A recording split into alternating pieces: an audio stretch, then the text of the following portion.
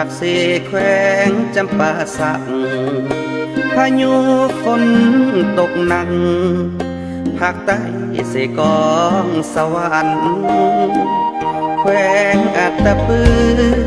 สารวันก็ท่วมเหมือนกันน้ำหลั่งไปทั่วถิ่นฐานแสนทรมานบ้านเฮือนเสียหายพี่น้องสาวไทยนครปากเสแสนสงสารแท้เด้เอื้อนสานพังเพน้ำฝนไหลหลังบ้านเมืองเสียหายหัวควายหัวสวนพัง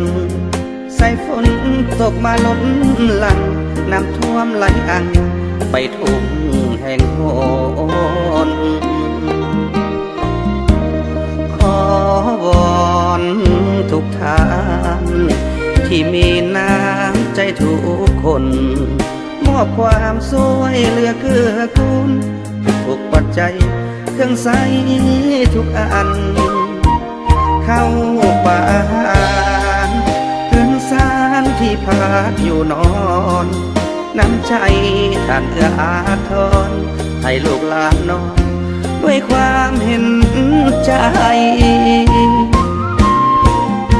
สงสารพี่น้องสาวไต้ทุกคนได้พบกับความยากจนกับสายฝนห้องให้เสียใจแสนเวทนาที่เห็นน้ำตา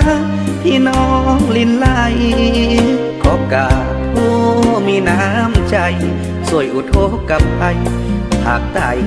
แดนลาว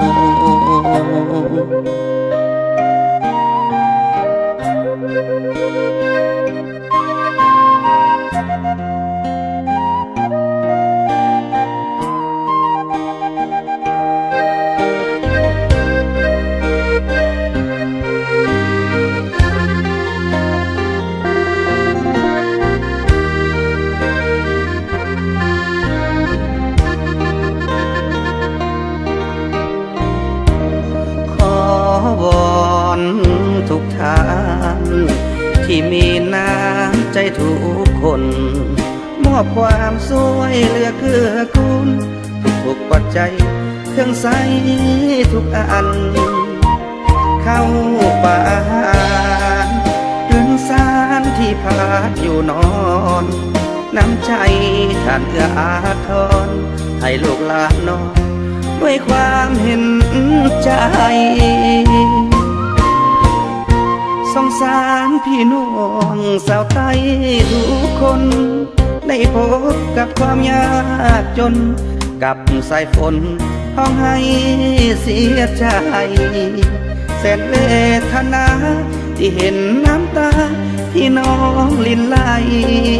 ขอกราบผู้มีน้ำใจช่วยอุทกกับไทยภาคใต้แดนลาว